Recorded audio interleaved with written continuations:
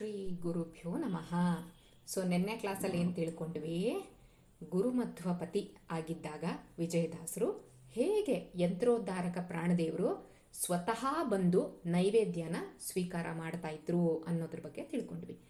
ಇದ್ರ ಮುಂದುವರೆದ ಭಾಗವಾಗಿ ಅಂದರೆ ಈ ವಿಜಯದಾಸರು ಅವ್ರ ತಮ್ಮಂದ್ರಾದಂತಹ ಹಯವದನ ವಿಠ್ಠಲದಾಸರು ಅವ್ರಿಗೆ ಹೇಳ್ತಾ ಹೋಗ್ತಾರೆ. ಯೂಶುವಲ್ ಆಗಿ ಏನಾಗ್ತಾ ಇತ್ತು ಅಂದರೆ, ವೆನ್ ವಿಜಯದಾಸರು in his previous life he was a Guru Madhvapati. Okay, he was the youngest son of ಪುರಂದರದಾಸರು. Since he was very youngest, ಪುರಂದರದಾಸರು used to take him wherever he goes. ಎಲ್ಲೆಲ್ಲಿ ಹೋಗ್ತಾ ಇದ್ರು ಅಲ್ಲೆಲ್ಲ ಏನು ಮಾಡ್ತಾ ಇದ್ರು, ಈ ಮಧ್ವಪತಿನ ಕರ್ಕೊಂಡು ಹೋಗ್ತಾ ಇದ್ರು. ಪುರಂದರದಾಸರು ಗುರುಗಳು ವಾಸ್ ವ್ಯಾಸರಾಜರು. ಹಾಗಾಗಿ ಪ್ರತಿದಿನ ವ್ಯಾಸರಾಜರ ಮಠಕ್ಕೆ ಈ ಪುಟ್ಟ ಹುಡುಗ ಕೂಡ ಅವನು ಹಿ ವಾಸ್ ವಿಸಿಟಿಂಗ್ ವ್ಯಾಸರಾಜರ ಮಠನ ವಿಸಿಟ್ ಮಾಡ್ತಾ ಇದ್ದ. ರಾತ್ರಿ ವ್ಯಾಸರಾಜರ ಮಠದಲ್ಲಿ ಗೋಪಾಲಕೃಷ್ಣ ವಾಸ್ ದ ಡಿಟಿ. ಆಯ್ತಾ, ಅಲ್ಲಿಂದು ಇದು ಆ ಮಠದ ವಿಗ್ರಹ ಮೇನ್ ಡಿಟಿ ಯಾವುದು ಅಂದರೆ ಗೋಪಾಲಕೃಷ್ಣ. ಆ ಗೋಪಾಲಕೃಷ್ಣನ್ಗೆ ರಾತ್ರಿದೆಲ್ಲ ಪೂಜೆ ಆದಮೇಲೆ ದ್ರಾಕ್ಷಿ ಗೋಡಂಬಿ ಅದನ್ನೆಲ್ಲ ನೈವೇದ್ಯಕ್ಕೆ ಇಟ್ಟಿರ್ತಾರಲ್ಲ, ಆ ನೈವೇದ್ಯಕ್ಕೆ ಇಟ್ಟಿದ್ದನ್ನ ಹರೇ ರಾಮಕಂದ ನೈವೇದ್ಯಕ್ಕೆ ಇಟ್ಟಿದ್ದನ್ನ ಈ ಮಧ್ವಪತಿಗೆ ಕೊಡ್ತಾ ಇದ್ರಂತೆ ವ್ಯಾಸರಾಜರು. ಅವನನ್ನ ಪಕ್ಕದಲ್ಲೇ ಕೂಡಿಸ್ಕೊಂಡು, ತುಂಬ ಪುಟಾಣಿ ಅಲ್ವಾ ಅವನು, ಅದಕ್ಕೆ ಅವನನ್ನ ಪಕ್ಕದಲ್ಲೇ ಕೂಡಿಸ್ಕೊಂಡು ವ್ಯಾಸರಾಜರು ಪುಟ್ಟ ಹುಡುಗ ಅಂದ್ಬಿಟ್ಟು ಅವನಿಗೆ ದ್ರಾಕ್ಷಿ ಗೋಡಂಬಿ ಎಲ್ಲ ಕೊಟ್ಟು ಭಗವಂತನಿಗೆ ನೈವೇದ್ಯ ಮಾಡಿದ್ದು. ಅದನ್ನೆಲ್ಲ ಅವ್ನು ತಿನ್ನೋ ತನಕನೂ ಅವನ ಹತ್ರ ಮಾತಾಡ್ಕೊಂಡಿರೋರಂತೆ, ಏನೇನು ಮಾಡಿದೆ ಇವತ್ತು ಅಂತ. ಯೂಶ್ವಲಿ ವಿ ವಿಲ್ ಆಸ್ಕ್ ಅಲ್ವಾ, ಮಕ್ಕಳುಗಳೆಲ್ಲ ಸ್ಕೂಲಿಂದ ಬಂದಮೇಲೆ ಕೇಳ್ತೀವಲ್ಲ, ಏನಾಯ್ತು ಇವತ್ತು ಸ್ಕೂಲಲ್ಲಿ ಅಂತ ಕೇಳ್ತೀವಲ್ವಾ, ಅದೇ ಥರ ಇವ್ರಿಗೂ ಕೇಳ್ತಾ ಇದ್ರಂತೆ ವ್ಯಾಸರಾಜರು ಮಧ್ವಪತಿಗೆ, ಏನಾಯ್ತು ಇವತ್ತು ಬೆಳಿಗ್ಗೆಯಿಂದ ಏನು ಮಾಡಿದೆ ನೀನು, ಎಲ್ಲಿ ಹೋಗಿದ್ದೆ, ಏನು ಮಾಡಿದೆ, ಈ ಥರ ಕ್ವಶನ್ಸ್ ಎಲ್ಲ ಕೇಳ್ತಾ ಇದ್ರಂತೆ. ಆಗ ಗುರು ಮಧ್ವಪತಿ ಒಂದಿನ ಹೇಳದ್ನಂತೆ, ಈ ರೀತಿ ಅಪ್ಪ ನನಗೇನೆ ಪೂಜೆ ಮಾಡು ಅಂತ ಹೇಳಿದ್ರಲ್ವಾ ಪ್ರಾಣದೇವ್ರದುನು. ಪ್ರಾಣದೇವರು ಅಂದ್ರೆ ಯಂತ್ರೋದ್ಧಾರಕ ಹನುಮಂತ. ಪ್ರಾಣದೇವರು ಅಂತ ಯಾಕಂತೀವಿ? ವಾಯುದೇವರು. ವಾಯುದೇವರು ಅಂದ್ರೇನು? ಪ್ರಾಣ ಅಂದ್ರೇನು? Life, air.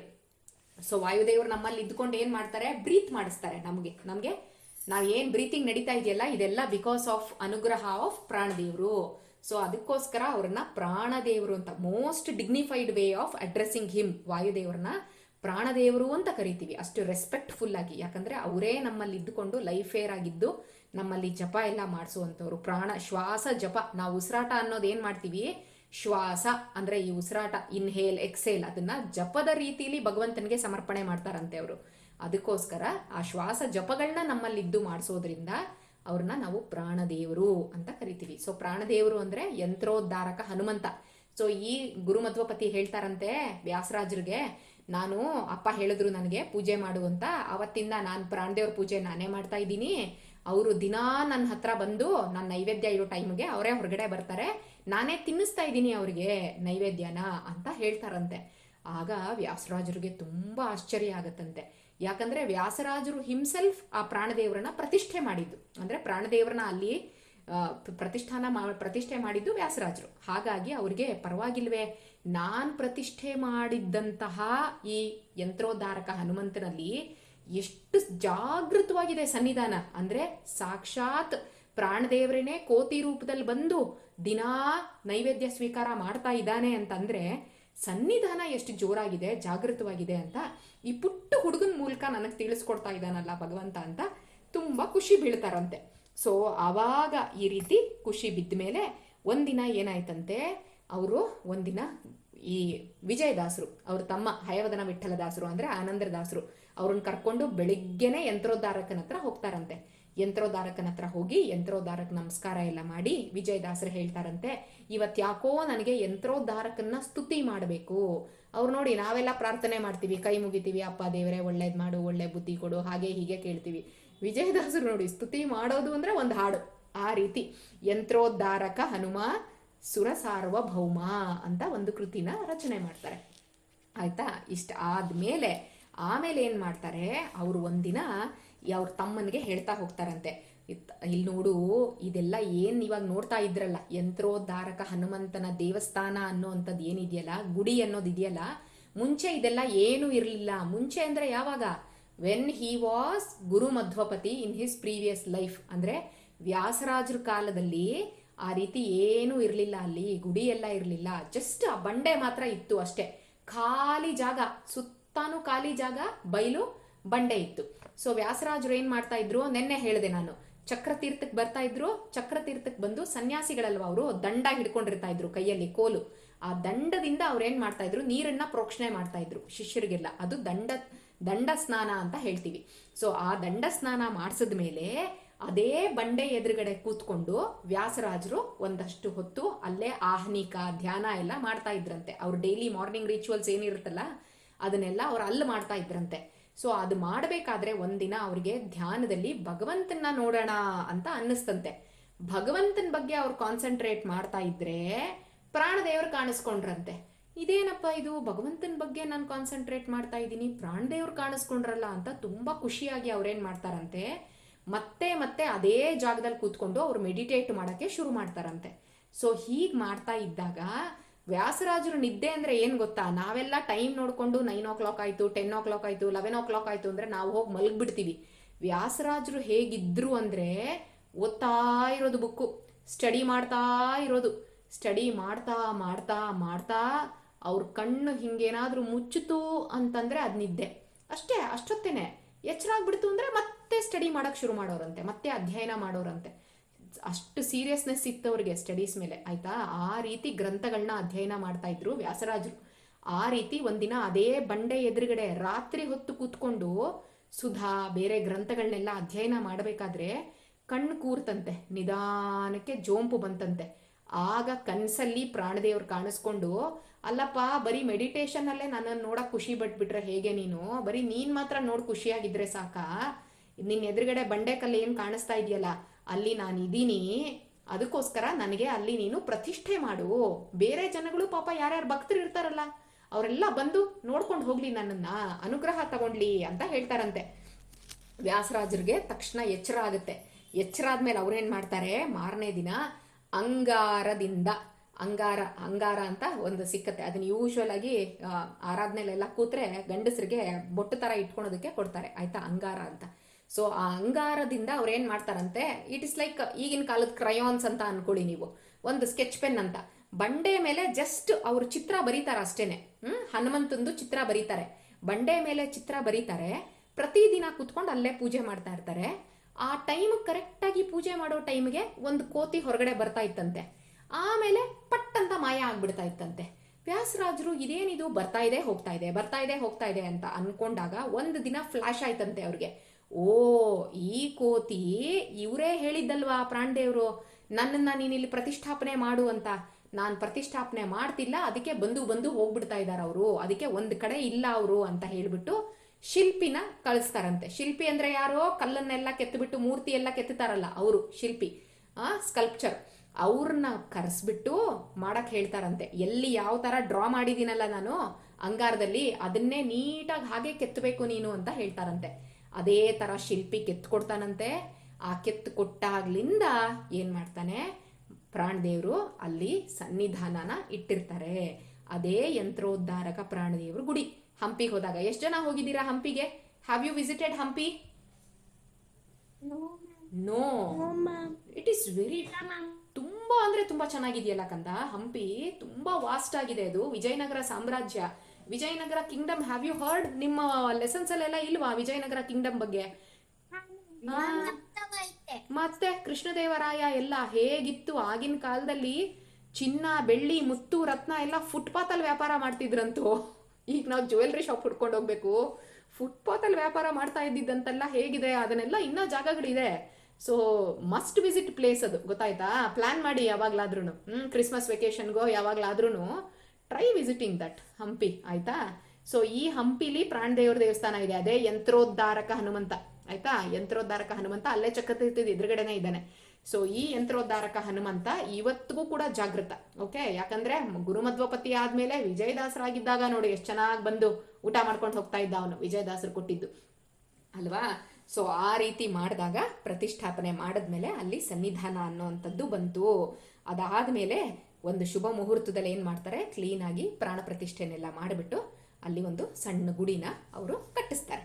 ಓಕೆ, ಸೊ ಆಮೇಲೆ ಒಂದಿನ ಏನ್ ಮಾಡ್ತಾರಂತೆ, ವಿಜಯದಾಸರು ಅವ್ರ ತಮ್ಮಂಗೆ ಹೇಳ್ತಾರಂತೆ, ಬಾ ಇಲ್ಲೇ ಸ್ವಲ್ಪ ಸೈಟ್ ಸೀಯಿಂಗ್ ಮಾಡ್ಕೊಂಡ್ ಬರೋಣ, ನಿನ್ನನ್ನು ತೋರಿಸ್ತೀನಿ, ಬೇರೆ ಬೇರೆ ಪ್ಲೇಸ್ಗಳನ್ನ ತೋರಿಸ್ತೀನಿ ನಾನು ಅಂತ ಹೇಳ್ಬಿಟ್ಟು ಕರ್ಕೊಂಡು ಹೋಗ್ತಾರಂತೆ. ಆಗ ಒಂದು ಖಾಲಿ ಫೀಲ್ಡ್ ಪ್ಲಾಟ್, ಇವಾಗ ನಮ್ಮ ಕಡೆ ಏನಂತೀವಿ ವೆಕೇಟ್ ಸೈಟ್ ಅಂತ ಹೇಳಲ್ವಾ, ವೆಕೇಟ್ ಪ್ಲಾಟ್ ಅಂತ ಹೇಳ್ತೀವಲ್ಲ, ಮನೆ ಕಟ್ಟದೇ ಇದ್ರೆ ಹೇಗಿರ್ತದೋ ವೆಕೇಟ್ ಆಗಿರುತ್ತಲ್ಲ ಆ ರೀತಿ ಒಂದು ಖಾಲಿ ಪ್ಲಾಟ್ ಜಾಗನ ತೋರಿಸ್ತಾರಂತೆ. ಅಲ್ಲಿ ನಿಂತ್ಕೊಂಡ ತಕ್ಷಣ ವಿಜಯದಾಸರು ಏನಾಗ್ತಾರಂತೆ, ತುಂಬಾ ಒಂಥರ he will go in to ಟ್ರಾನ್ಸ್, ಅಂದ್ರೆ ಬೇರೆದೇ ಪ್ರಪಂಚಕ್ಕೆ ಕೊಟ್ಟೋಗ್ಬಿಡ್ತಾರ ಅವರು. ಸೊ ಆವಾಗ ತಮ್ಮ ಗಮನಿಸ್ತಾರಂತೆ, ಏನ್ ಇದ್ದಕ್ಕಿದ್ದಂಗೆ ಇವ್ರು ಹಿಂಗಾಗ್ತಾ ಇದ್ದಾರೆ ಅಂತ. ಅಣ್ಣ ಇದೇನಿದು ಇದ್ದಕ್ಕಿದ್ದಂಗೆ ಈ ತರ ಆಡ್ತಾ ಇದ್ದೀರಾ, ಏನಾದ್ರೂ ಹೇಳಬೇಕು ಅನ್ನಿಸ್ತಾ ಇದೆಯಾ ನಿಮ್ಗೆ? ಮೇ ಬಿ ನಮ್ಗೇನ್ ಕಾಣಿಸುತ್ತೆ, ಖಾಲಿ ಜಾಗ ಕಾಣಿಸ್ತಾ ಇದೆ ಅಷ್ಟೇ. ಬಟ್ ವಿಜಯದಾಸರಿಗೆ ಸಮಥಿಂಗ್ ಎಲ್ಸ್ ಏನೋ ಅವ್ರಿಗೆ ಇನ್ಸ್ಪೈರ್ ಆಗಿರುತ್ತೆ. ಯಾಕೆ? ಹಿ ವಾಸ್ ಗುರು ಮಧ್ವಪತಿ, ಅಂದ್ರೆ ಪುರಂದರದಾಸರದು ಯಂಗೆಸ್ಟ್ ಸನ್. ಹಾಗಾಗಿ ಅವರು ಹೋದ ಜನ್ಮದ್ದೆಲ್ಲ ರೀಕಲೆಕ್ಟ್ ಮಾಡ್ಕೊಳಕ್ ಶುರು ಮಾಡ್ತಾ ಇದ್ದಾರೆ. ಅವಾಗ ಅವ್ರು ಹೇಳದ್ರಂತೆ, ಈ ಜಾಗ ಏನಿದೆಯಲ್ಲ ತಮ್ಮ, ಇದು ಪುರಂದರದಾಸರ ಮನೆ ಆಗಿತ್ತು. ಅಂದ್ರೆ ಅಷ್ಟು ವರ್ಷಗಳ ಹಿಂದೆ, ಅಂದ್ರೆ ಹಿಂದಿನ ಜನ್ಮದಲ್ಲಿ ಇವ್ರು ಗುರು ಮಧ್ವಪತಿ ಆಗಿದ್ದಾಗ ಆ ಜಾಗದಲ್ಲಿ ಇವ್ರು ಏನ್ ಹೋಗಿ ನಿಂತಿದ್ರಲ್ಲ ಖಾಲಿ ಜಾಗ ಅಂತ, ಅದು ಖಾಲಿ ಜಾಗ ವಿಜಯದಾಸರಾಗಿದ್ದ ಕಾಲಕ್ಕೆ. But when he was Guru ಮಧ್ವಪತಿ, ಅದು ಪುರಂದರದಾಸರ ಮನೆ ಆಗಿತ್ತು. ಆ ಜಾಗ ಹಂಪಿಲಿ ಪುರಂದರದಾಸರ ಮನೆ ಆಗಿತ್ತಂತೆ, ಆ ಖಾಲಿ ಜಾಗ, ಇವ್ರು ನಿಂತಿದ್ದ ಜಾಗ. ಆಗ ಇವ್ರು ಹೇಳಕ್ ಶುರು ಮಾಡ್ತಾರೆ, ಆ ಪುರಂದರದಾಸರು ವೈಫ್ ಇದ್ರಲ್ಲ, ಅವ್ರು ಪ್ರತಿದಿನ ಬೆಳಿಗ್ಗೆ ಎದ್ದುಬಿಟ್ಟು ಏನ್ ಮಾಡ್ತಾ ಇದ್ರು, ಮನೆ ಮುಂದೆ ಎಲ್ಲ ಗುಡ್ಸಿ ನೀರ್ ಹಾಕಿ ರಂಗೋಲಿ ಎಲ್ಲ ಹಾಕ್ತಾ ಇದ್ರಂತೆ. ಒಂದಿನ ಏನಾಯ್ತಂತೆ, ಅವ್ರ ವೈಫ್ ಹೇಳೋದು ತಡ ಆಗ್ಬಿಟ್ಟಿದೆ, ಅವ್ರಿಗೆ ನಿದ್ದೆ ಬಂದ್ಬಿಟ್ಟಿದೆ, ಎದ್ದೋಳೋದು ಸ್ವಲ್ಪ ಲೇಟ್ ಆಗಿದೆ ಆಯ್ತಾ. ಆಗ ಅವ್ರದ್ದು ದೊಡ್ಡ ಮಗ, ಸೊ ಎಲ್ಡರ್ ಸನ್, ಆ ದೊಡ್ಡ ಮಗ ಬಂದ್ಬಿಟ್ಟು ಏನ್ ಮಾಡಿದ್ರಂತೆ, ಅವರು ಮನೆ ಬಾಗಿಲು ತೆಗೆದ್ರಂತೆ. ಏನಕ್ಕೋನೋ ಮನೆ ಬಾಗಿಲು ತೆಗಿತಾರೆ, ಆ ಮನೆ ಹೊರಗಡೆ ಅಂಗಳದಲ್ಲಿ ತುಂಬಾ ಜನ ಯಂಗ್ ಬ್ಯೂಟಿಫುಲಿ ತುಂಬಾ ಚೆನ್ನಾಗಿರೋ ಹೆಂಗಸರು, ಅಂದ್ರೆ ಅಷ್ಟು ಸಲ್ಲಕ್ಷಣವಾಗಿದ್ರಂತೆ. ನಾನು ಅವತ್ತು ಹೇಳದ್ನಲ್ಲ ಚೀಕಲ ಪರ್ವಿಗೆ ಲಕ್ಷ್ಮೀದೇವಿ ಬಂದಿದ್ಲು ಅಂತ, ಆ ಥರ ಅಷ್ಟು ಚೆನ್ನಾಗಿದ್ರಂತೆ. ಗ್ರೂಪ್ ಆಫ್ ಲೇಡೀಸ್ ಅವ್ರೇನ್ ಮಾಡ್ತಾ ಇದ್ರಂತೆ, ರಂಗೋಲಿ ಹಾಕ್ತಾ ಇದ್ರಂತೆ ಮನೆ ಮುಂದೆ. ಪುರಂದರದಾಸರ ಮನೆ ಮುಂದೆ ಅವ್ರು ರಂಗೋಲಿ ಹಾಕ್ತಾ ಇದ್ರಂತೆ ಹಾಡ್ಕೊಂಡು. ಆಮೇಲೆ ಇವರು ನೋಡ್ತಾ ಇದ್ದಂಗೆನೆ ಅವ್ರು ಅಷ್ಟೊತ್ತಿಗೆ ರಂಗೋಲಿ ಮುಗಿಸಿದ್ರಂತೆ, ಅವ್ರು ಹೊಟ್ಟೋಗ್ಬಿಟ್ರಂತೆ. ಅವರು ಇವ್ರು ಕೇಳೋದ್ರೊಳಗಡೆನೆ ಅವರು ಸ್ವಲ್ಪ ದೂರ ಹೋಗ್ಬಿಟ್ಟಿದ್ರಂತೆ. ಆಮೇಲೆ ಆ ಮಗ ಕೇಳ್ತಾರಂತೆ, ಅಮ್ಮ ಯಾರು ನೀವು, ನಮ್ಮನೆ ಮುಂದೆ ಯಾಕೆ ನೀವು ರಂಗೋಲಿ ಹಾಕ್ತಾ ಇದ್ದೀರಾ ಅಂತ. ಆಗ ಆ ತಾಯಿ ಹೇಳ್ತಾಳಂತೆ, ನಾವು ಗಂಗೆ, ಯಮುನೆ, ಸರಸ್ವತಿ, ಕಾವೇರಿ ಈ ನದಿಗಳ ಅಭಿಮಾನಿ ದೇವತೆಗಳಪ್ಪ. ಪುರಂದರದಾಸರಂತ ಭಕ್ತರಲ್ವಾ ಅವರು, ಅವ್ರ ಮನೆ ಮುಂದೆ ನಮಗ್ ರಂಗೋಲಿ ಹಾಕಕ್ ಇವತ್ತು ಭಾಗ್ಯ ಸಿಕ್ತಲ್ಲ. ಯಾಕಂದ್ರೆ ಅಮ್ಮ ಮಲಗ್ಬಿಟ್ಟಿದ್ಲಲ್ಲ, ಅದಕ್ಕೋಸ್ಕರ ಅವಳು ಲೇಟಾಗಿ ಎದ್ದಿರೋದು, ಅವಳು ಲೇಟಾಗಿ ಅವಳು ಮಲಗಿರೋದಕ್ಕೇನೆ ಇವ್ರಿಗೆ ಚಾನ್ಸ್ ಸಿಕ್ಕಿರೋದು, ಇಲ್ದಿರ ಅವರೇ ಹಾಕ್ಬಿಡ್ತಾ ಇದ್ರಲ್ಲ ರಂಗೋಲಿ.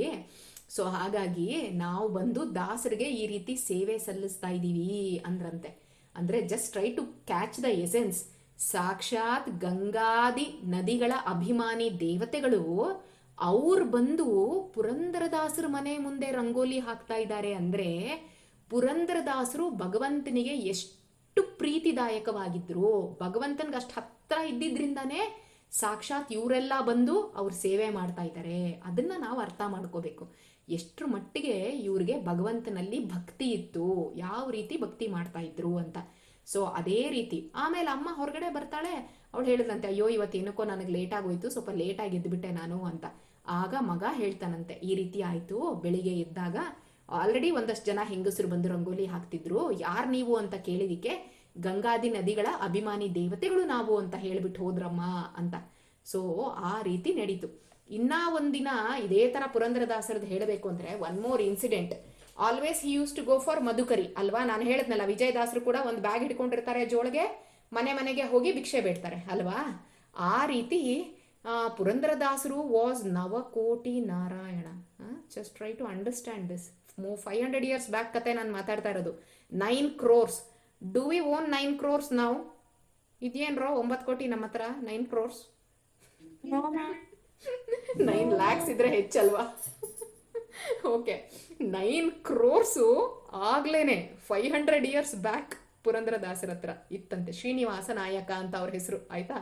ಅವರು ಜ್ಯುವೆಲ್ರಿ ವ್ಯಾಪಾರ ಮಾಡ್ತಾ ಇದ್ರಂತೆ. ನವಕೋಟಿ ನಾರಾಯಣ ಅಂತ ಅವ್ರ ಹೆಸರು. ನವ ಅಂದ್ರೆ 9 ಅಲ್ವಾ, ನವಕೋಟಿ ನಾರಾಯಣ ಅಂತ. ಆ ರೀತಿ ಅಷ್ಟು ರಿಚ್ ಆಗಿದ್ದವ್ರು ಅವರು. ಸೊ ಒಂದಿನ ಭಗವಂತ ಏನ್ ಮಾಡ್ತಾನೆ, he comes in the disguise of ಬ್ರಾಹ್ಮಣ. ಒಬ್ಬ ಬ್ರಾಹ್ಮಣನ ರೂಪದಲ್ಲಿ ಬರ್ತಾನೆ, ಪುಟವಾಣಿ ಹುಡುಗನ್ ಕರ್ಕೊಂಡು. ಆ ಕಾಲದಲ್ಲೆಲ್ಲ ಹೇಗ್ ಗೊತ್ತಾ, ಎಲ್ಲಾ ಬ್ರಾಹ್ಮಣರ ಹತ್ರನೂ ಪಾಪ ಬಡ ಬ್ರಾಹ್ಮಣ ಅಂತ ಅದಕ್ಕೆ ಹೇಳ್ತಾ ಇದ್ದಿದ್ದು. ಅವರು ಏನಂದ್ರೆ ಇವತ್ತಿಂದ ಡೇ ಟು ಡೇ ಎಷ್ಟೋ ಅಷ್ಟೇ ನೋಡ್ತಾ ಇದ್ದಿದ್ದು, ಮಿಕ್ಕಿದ್ ಎಕ್ಸ್ಟ್ರಾ ಇದ್ರೆ ದಾನ ಮಾಡ್ಬಿಡ್ತಾ ಇದ್ರು ಅವರು. ಅವ್ರು ಯಾವತ್ತೂ they never use to keep it for themselves. ನಾಳೆದು ಮತ್ತೆ ಫ್ರೆಶ್ ಆಗಿ ಭಿಕ್ಷೆ ಮಾಡ್ತಾ ಇದ್ರು. ಆ ಥರ ಅವರು ಬ್ರಾಹ್ಮಣರು ಬದುಕ್ತಾ ಇದ್ದಿದ್ದು. ಓಕೆ, ಅದಕ್ಕೇನೆ ಮಗನ ಉಪನಯನ ಮಾಡಬೇಕಾಗಿತ್ತಂತೆ. ಅದಕ್ಕೇನೆ ಏನು ಮಾಡ್ತಾ ಇದ್ರು, ಎಲ್ಲ ಕಡೆ ಸಹಾಯ ಮಾಡಿ, ಯಾರಾದರೂ ಹೆಲ್ಪ್ ಮಾಡಿ ಉಪನಯನ ಅಂದ್ರೇನು ಮುಂಜಿ ಓಕೆ ಮಾಡಿ ಅಂತ ಕೇಳ್ತಾ ಇದ್ರಂತೆ. ಅದೇ ಥರ ಪಾಪ ಈ ಶ್ರೀನಿವಾಸ ನಾಯಕನ ಹತ್ರನೂ ಬಂದ್ಬಿಟ್ಟು ಈ ಥರ ಮಗನ ಉಪನಯನ ಇದೆ, ಏನಾದರೂ ಹೆಲ್ಪ್ ಮಾಡಿ ಅಂತಂದರೆ ಎಲ್ಲ ಇದೆಲ್ಲ ರಸ್ಟ್ ಹಿಡಿದು ಬಿಟ್ಟಿರುತ್ತಲ್ಲ ಕಾಯಿನ್ಗಳು, ಅದನ್ನು ತೆಗೆದು ಬಿಸಾಕ್ಬಿಟ್ಟು ಇದರಲ್ಲಿ ಯಾವ್ದಾದ್ರು ಒಂದು ಹಾಯ್ಕೋ ಅಂತ ಹೇಳಿದ್ರಂತೆ. ಅಂದರೆ ಅಷ್ಟು ಜಿಪುಣರಾಗಿದ್ರು ಅವರು ಅಂತ ಆ ಕಾಲದಲ್ಲಿ. ಸೊ ಆಮೇಲೆ ಇವನು ನಕ್ಕೊಂಡ್ಬಿಟ್ಟು ಹೊಟ್ಟೋಗ್ಬಿಡ್ತಾರಂತೆ ಭಗವಂತ. ಆ ಥರ 6 months ಬರ್ತಾರಂತಪ್ಪ, not once or twice, daily 6 months ಬರ್ತಾರಂತೆ ಅವ್ರ ಅಂಗಡಿ ಹತ್ರ ಬರೋದು, ಸಹಾಯ ಮಾಡಿ ಅನ್ನೋದು. ಈ ನಾಯಕ ಅಂತೂ ಸಹಾಯ ಮಾಡ್ತಾ ಇರಲಿಲ್ಲ. One day he goes to Purandaradasa house, ಮನೆಗೆ ಹೋಗ್ತಾರಂತೆ. ಅಲ್ಲಿ ಅವ್ರ ವೈಫ್ ಇರ್ತಾರೆ. ಅವ್ರ ವೈಫ್ ಇದ್ದಾಗ ಅಂದರೆ ಇನ್ನು ಪುರಂದರದಾಸರಾಗಿರಲ್ಲ ಆಗ ಸೀನಪ್ಪ ನಾಯಕ. ಸೊ ಅವ್ರ ವೈಫ್ ಇರ್ತಾರಲ್ಲ, ಅವ್ರ ಹತ್ರ ಹೋಗ್ಬಿಟ್ಟು ಅಮ್ಮ ಈ ಥರ ಮಗಂದು ಮುಂಜಿ ಮಾಡಬೇಕು, ದಯವಿಟ್ಟು ಏನಾದರೂ ಸಹಾಯ ಮಾಡಿ ಅಂತ ಕೇಳ್ತಾರಂತೆ. ನಂದು ಅಂತ ಏನೂ ಇಲ್ವಲ್ವ, ಐ ಡೋಂಟ್ ಪೊಸೆಸ್ ಎನಿಥಿಂಗ್ ಅಲ್ವಾ, ಎಲ್ಲ ನಮ್ಮ ಮನೆಯವ್ರದೇನೆ, ನಂದೇನೂ ಇಲ್ಲ ಅಂದಿದ್ದಕ್ಕೆ ಅವನು ಭಗವಂತ ಹೇಳ್ತಾನಂತೆ, ಅಂದರೆ ಬ್ರಾಹ್ಮಣರ ರೂಪದಲ್ಲಿ ಬಂದಿರ್ತಾನಲ್ಲ ಭಗವಂತ, ನಿಂದು ಮೂಗ್ನತ್ತಿದೆಯಲ್ಲ ಅದನ್ನು ಕೊಡು ನೀನು, ಯಾಕಂದರೆ ಅದು ನಿಮ್ಮ ತವ್ರ ಮನೆಯಿಂದ ಬಂದಿದ್ದಲ್ವಾ, ನಿಮ್ಮ ಅಪ್ಪ ಕೊಟ್ಟಿದ್ದಲ್ವಾ, ಅದನ್ನು ಕೊಡ್ಬೋದು ಅಂತ. ಸೊ ಪಾಪ ಅಮ್ಮ ಏನು ಮಾಡ್ತಾಳಂತೆ, ಕೊಟ್ಟು ಬಿಡ್ತಾಳಂತೆ ಅದನ್ನು. ಆಮೇಲೆ ಅವನೇನು ಮಾಡ್ತಾನೆ ಗೊತ್ತಾ ಕಿಲಾಡಿ ಭಗವಂತ, ತಗೊಂಡು ಬಂದು ಮತ್ತೆ ಆ ನಾಯಕರ ಅಂಗಡಿಗೆ ಬರ್ತಾನಂತೆ. ಬಂದ್ಬಿಟ್ಟು, ನೋಡಪ್ಪ ಈಗ ನಾನು ಮೂಗ್ತಿ ಕೊಟ್ಟಿದ್ದೀನಿ, ಇದನ್ನು ನಾನು ಇಡ್ತಾ ಇದ್ದೀನಿ, ಆಸ್ ಎ ಅಡ ಇಡ್ತಾ ಇದ್ದೀನಿ, ನೀನು ಇದ್ರ ಮೇಲೆ ನನಗೆ ದುಡ್ಡು ಕೊಡು ಅಂತ ಕೇಳ್ತಾರಂತೆ. ಇವ್ರು ನೋಡ್ತಾರೆ, ವೈಫ್ದೇ ಮೂಗ್ತಿ ಅದು, ಇವ್ರಿಗೆ ಗೊತ್ತಾಗ್ಬಿಡುತ್ತಂತೆ. ಇವ್ರು 1 ನಿಮಿಷ ಇಲ್ಲೇ ಇರು ಅಂತ ಹೇಳ್ಬಿಟ್ಟು ಸೀದಾ ಹೋಗ್ತಾರಂತೆ ಮನೆಗೆ. ಆವಾಗ ವೈಫ್ ಮೂಗಲ್ಲಿರಲ್ಲ, ಮೂಗ್ನತ್ತು ಎಲ್ಲೋಯ್ತು ನಿಂದು ಅಂತ ಕೇಳ್ತಾರಂತೆ. ಇವಳಿಗೆ ಹೆದರಿಕೆ, ಸುಳ್ಳು ಹೇಳಿದ್ರೆ ಸುಳ್ಳು ಹೇಳ್ದಂಗಾಗತ್ತೆ, ಸತ್ಯ ಹೇಳಿದ್ರೆ ಎಲ್ಲಿ ಹೋಗ ಆ ಬ್ರಾಹ್ಮಣಂಗೆ ಗಲಾಟೆ ಮಾಡ್ತಾರೋ, ಅವನಿಗೆ ಹೊಡೆದು ಗಿಡಿದು ಬಿಟ್ರೆ ಅಂತ ಹೆದರಿಕೆ ಆಗುತ್ತಂತೆ. ಅದಕ್ಕೆ ಏನು ಮಾಡೋಣ, let me end my life ಅಂತ ಹೇಳಿಬಿಟ್ಟು ಅವ್ರ ದೇವ್ರ ಕೋಣೆ ಒಳಗಡೆ ಹೋಗ್ಬಿಟ್ಟು ಒಂದು ಡೈಮಂಡ್ ಇರುತ್ತೆ, ಅದನ್ನ ತೇದ್ಬಿಟ್ಟು ಕುಡಿದ್ರೆ ಇಟ್ ಇಸ್ ಲೈಕ್ ಸೈನೈಡ್ ಥರ ಇರ್ಬೇಕು ಅನ್ಕೋತೀನಿ, ಮೋಸ್ಟ್ಲಿ ಸತ್ತೋಗ್ಬಿಡ್ತಾರೆ ಅವರು, ಆಯ್ತಾ. ಆ ರೀತಿ ಮಾಡೋಣ ಅಂತ ಹೋದ್ಲಂತೆ ಅವಳು. ಆಗ ಟಣ್ಣಂತ ಆ ಪಾತ್ರೆ ಒಳಗಡೆ ಮೂಗ್ತಿ ಬಂದು ಬಿತ್ತಂತೆ. ಇವಳಿಗೆ ಭಾರಿ ಖುಷಿ ಆಗೋಯ್ತಂತೆ. ತಕ್ಷಣ ಓಡೋಗ್ಬಿಟ್ಟು ದೇವ್ರ ಕೋಣೆಯಿಂದ ಗಂಡಂಗೆ ಕೊಟ್ಲಂತೆ, ನೋಡಿ ಮುಕ್ತಿ ಕೇಳಿದ್ರಲ್ಲ, ಇಲ್ಲೇ ಇದೆ ನೋಡಿ ಮೂಗ್ನತ್ತು ಅಂತ. ಅವನಿಗೆ ಆಶ್ಚರ್ಯ, ಈಗ ತಾನೇ ಅಂಗಡಿಲಿ ಲಾಕ್ ಮಾಡಿಬಿಟ್ಟು ಬಂದಿದ್ದೀನಿ, ಇವಳು ನೋಡಿದ್ರೆ ಕೊಡ್ತಾ ಇದ್ದಾಳೆ ಅಂದ್ಬಿಟ್ಟು ಮತ್ತೆ ಓಡ್ತಾರಂತೆ ಅಂಗಡಿಗೆ. ಅಲ್ಲಿ ನೋಡಿದ್ರೆ ಇರಲ್ವಂತೆ. ಆಗ ಗೊತ್ತಾಗತ್ತಂತೆ, ಇಷ್ಟು ದಿನ ನನ್ನ ಹಿಂದೆ ಓಡಾಡ್ಬಿಟ್ಟು ಬ್ರಾಹ್ಮಣನ ವೇಷದಲ್ಲಿ ಬಂದಿದ್ದು ಯಾರೋ ಭಗವಂತಾನೇ ಅಂತ ಹೇಳಿಬಿಟ್ಟು, ಸಾಕು ಇನ್ನೆಲ್ಲ ಬಿಟ್ಟುಬಿಡೋಣ ಅಂತ ಹೇಳಿ ಆ 9 ಕೋಟಿ 9 crores 9 ಕೋಟಿ ಏನಿತ್ತಲ್ಲ ಅಷ್ಟನ್ನು ದಾನ ಮಾಡಿಬಿಟ್ರಂತೆ. ಅವ್ರು ಎಲ್ರಿಗೂ ದಾನ ಮಾಡಿಬಿಟ್ಟು ಹಾಗೇನೆ ಬರೀ ಕೈಯಲ್ಲಿ ಅವ್ರೇನು ಮಾಡ್ತಾರೆ, ಹೋಗ್ಬಿಟ್ಟು ಹಂಪಿಲಿ ವ್ಯಾಸರಾಜರನ್ನ ಮೀಟ್ ಮಾಡಿ ಅವರಿಂದ ದಾಸದೀಕ್ಷೆ ತಗೊಂಡು ಪುರಂದರದಾಸ ಅಂತ ಆಗ್ತಾರೆ, ಗೊತ್ತಾಯ್ತಾ. ಸೊ ಅಂತ ಸಾಕ್ಷಾತ್ ಪುರಂದರದಾಸರು, he is an incarnation of Narada. Okay, ನಾರದಾಂಶ ಸಂಭೂತರು. ವ್ಯಾಸರಾಜರು ಯಾರೋ ಪ್ರಹ್ಲಾದ. ಓಕೆ, ಅವನ್ನೆಲ್ಲ ಅಂತ ದೊಡ್ಡವರು. ವಿಜಯದಾಸರು ಭೃಗು ಋಷಿಗಳು. ಸೊ ಈ ಥರ ಇರೋ ಅಂಥ ಜನಗಳು. So we cannot imitate them, ಆಯಿತಾ. ನಾವೆಲ್ಲಿ ಅವರೆಲ್ಲಿ ಆದ್ರೂ ಇನ್ಸ್ಪೈರ್ ಏನಾಗಬೇಕು ಅಂದರೆ, ಎಷ್ಟು ಸಿನ್ಸಿಯರ್ ಆಗಿ ಅವ್ರು ಭಕ್ತಿ ಮಾಡಿದ್ರು, ಅಕಾರ್ಡಿಂಗ್ ಟು ಅವರ್ ಯೋಗ್ಯತೆ and capacity we should be sincere ಅನ್ನೋದನ್ನ ನಾವು ಕಲಿಬೇಕಷ್ಟೇ. ಆ ರೀತಿ ಪುರಂದರದಾಸರಿಗೆ ಕೃಷ್ಣದೇವರಾಯಂಗೆ ಗೊತ್ತಿತ್ತು, he was Navakoti Narayana before getting initiated into dasadeeksha. ದಾಸರಾಗೋಕ್ಕಿಂತ ಮುಂಚೆ ಅವರು ನವಕೋಟಿ ನಾರಾಯಣ ಆಗಿದ್ರು ಅಂತ ಕೃಷ್ಣದೇವರಾಯಂಗೆ ಗೊತ್ತಿದ್ರಿಂದ ಅವನೇನು ಮಾಡ್ತಿದ್ನಂತೆ, ಆ ಮನೆಗಳಲ್ಲೆಲ್ಲ ಹೇಳ್ತಾ ಇದ್ನಂತೆ, ಅಕ್ಕಿ ಹಾಕಬೇಕಾದ್ರೆ ಜೊತೆಲಿ ಮುತ್ತು ರತ್ನ ಅದನ್ನೆಲ್ಲ ಮಿಕ್ಸ್ ಮಾಡಿಬಿಟ್ಟು ಹಾಕಿ ನೀವು ಅಂತ. ಓಕೆ, ಏನಾಗುತ್ತೆ ನೋಡೋಣ, ಟೆಂಪ್ಟ್ ಆಗುತ್ತಾ ಇವ್ರಿಗೆ ಅಂತ ಟೆಸ್ಟ್ ಮಾಡೋಣ ಅಂತ ಕೃಷ್ಣದೇವರಾಯ ಟೆಸ್ಟ್ ಮಾಡೋಕ್ಕೆ ಅಂತ ಹಿ ಯೂಸ್ ಟು ಡೂ ದಟ್.